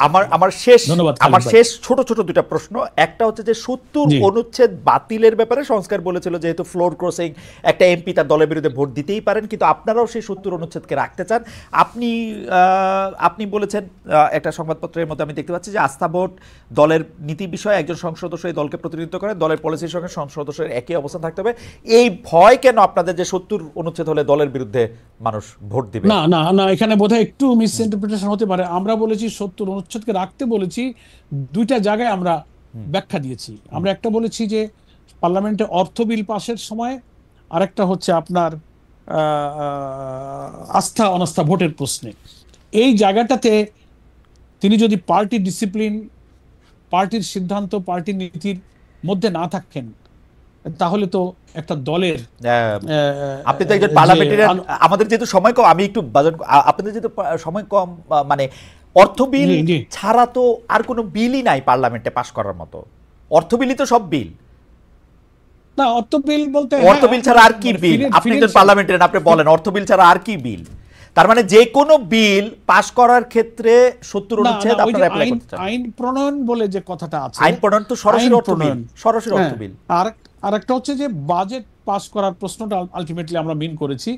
আর হলো যে বাজেটের প্রশ্নে সরকারের কোনো জায়গায় কোনো প্রস্তাবিত বাজেটে যদি পার্টির কোনো একটা পলিসি থাকে, আস্থা অনাস্থা ভোটের ক্ষেত্রে যদি দলের কোনো পলিসি থাকে, এই জায়গাটায় মেম্বার অফ পার্লামেন্ট যিনি, তাকে দলের নীতি বিনয়ের সাথে আপনি জানতে চাইছি যে এই দুইটার বাইরে কি আর কোনো ভোটাভুটি আছে? হয়তো ওই যে সিদ্ধান্ত প্রস্তাব, নানান সময় দেখছেন তো পার্লামেন্টের কিছু কিছু বিষয়ে হ্যাঁ বলুন না বলুন নানান রকম হয়তো। এই জন্য আমরা আসলে এগুলোর কিছু চেঞ্জ লাগবে সংবিধানের নানান কাঠামোর নানান জায়গায়। এমনভাবে এটা একটা দল, একটা কর্তৃত্ববাদী রাষ্ট্রের জন্য এটা করা হয়েছিল। কাঠামোগতভাবে আমাদের সংবিধান একটা ফ্যাসিবাদকে পয়দা করে। এখন যা আছে একসাথে তো ফেলে দিতে পারছি না, কিছু কিছু কারেকশন করে করে আমরা ৭০ অনুচ্ছেদ ৪ অর্থ বিল, যেটার সাথে আসলে সরকারি ট্রেজারি থেকে উত্থাপিত বিল এবং যেটার সাথে টাকা পয়সা জড়িত, আমি যেটা সরল বঙ্গানুবাদ করি, সেই বিলগুলি ছাড়া বাকি যেগুলি মৌখিক হা বা না সেইগুলির ক্ষেত্রে দিতে পারবে, কিন্তু ওইগুলির ক্ষেত্রে এটা দিতে পারবে না। এটা আপনারা চান, আস্থা অনাস্থার ক্ষেত্রে এটা আপনি চান না। আমার মনে হয় যে এই ব্যাপারে আপনারা আরো চিন্তা করতে পারেন। এর বাইরে আসলে সংসদ সদস্যদের অনেক কাজ আছে, এটা আপনারা চিন্তা করতে পারেন। আর শেষ প্রসঙ্গে আমি একটু আসতে চাই, প্রক্রিয়া তো চলছে। জি, শেষ প্রসঙ্গে আমি আসতে চাই, সেটা হচ্ছে যে এনসিপির পক্ষ থেকে জাতীয় নাগরিক পার্টির আহ্বায়ক বলেছেন যে প্রশাসন বিএনপির পক্ষে এদের অধীনে নির্বাচন করা সম্ভব নয়। প্রশাসন অনেক জায়গায় বিএনপির পক্ষে কাজ করছে, এই ধরনের প্রশাসনের অধীনে নির্বাচন করা সম্ভব নয় বলে মনে করছেন জাতীয় নাগরিক পার্টির আহ্বায়ক জনাব নাহিদ ইসলাম। আপনি এই ব্যাপারে কি মন্তব্য করবেন? আপনার তাই মনে হয় কেন? এটা আমার শেষ প্রশ্ন, শেষ প্রসঙ্গ। একটা দলের অবজারভেশন তো অ্যাডমিনিস্ট্রেশন সম্পর্কে, প্রশাসনের অভ্যন্তরে কারা কিভাবে ডিল করছে, এটা একটা এনসিপি একটা ছাত্রদের খুব চমৎকার ১০০ ভাগ শিক্ষিত লোকের একটা সংগঠন তারা গড়ে তুলেছে। তাদের অবজারভেশনের ব্যাপারে আমি কোনো মন্তব্য এই জন্য করবো না যে গণতান্ত্রিক রাজনীতিতে একটা দলের অবজারভেশন, মত দেওয়ার শতভাগ অধিকার আছে। তবে এটা সত্য যে আমরা প্রশাসনে যখন যাচ্ছি, আমরা সেই সচিবালয়ে যাই, পুলিশ অ্যাডমিনিস্ট্রেশনে যাই, জুডিশিয়ারিতে যাই, অনেকের মধ্যে নানান পারসেপশন তৈরি হয়ে গেছে। এই 5 আগস্টের 5 মাস পর কেউ কেউ হতে পারে যে মনে করে যে ঠিক আছে, এখন তো কোন দল ক্ষমতায় আসবে, কি হবে, তাদের কথা যদি না শুনি, এটা করতে গেলে তার পারমিশনটা নিয়ে নিই, এরকম একটা পারসেপশন মনে হয় আমলাদের ভেতরে প্রবেশ করেছে, যে কারণে কাজ করতে গেলে, টেবিলে গেলে, কথা বললে এই ধারণাটা কিন্তু মানুষ পাচ্ছে। হতে পারে এই ধরনের ধারণা থেকে এই মন্তব্য অনেকে করতে পারে। জামায়াত ইসলামী আমি কি মনে এটার করে সাথে ডক্টর একমত। ইউনূস সাহেবের প্রশাসন কি একটি নিরপেক্ষ নির্বাচন করতে পারবে? কম্পারেটিভলি বেটার আমরা মনে করি যে প্রফেসর ইউনূস অন্তত এখনো যেভাবে তাকে আমরা দেখছি, উনি দেশপ্রেমিক, দেশে একটা সুষ্ঠু, সুন্দর, ক্রেডিবল, ফ্রি, ফেয়ার একটা ইলেকশন দেওয়ার জন্য ওনাকে কমিটেড মনে হয়।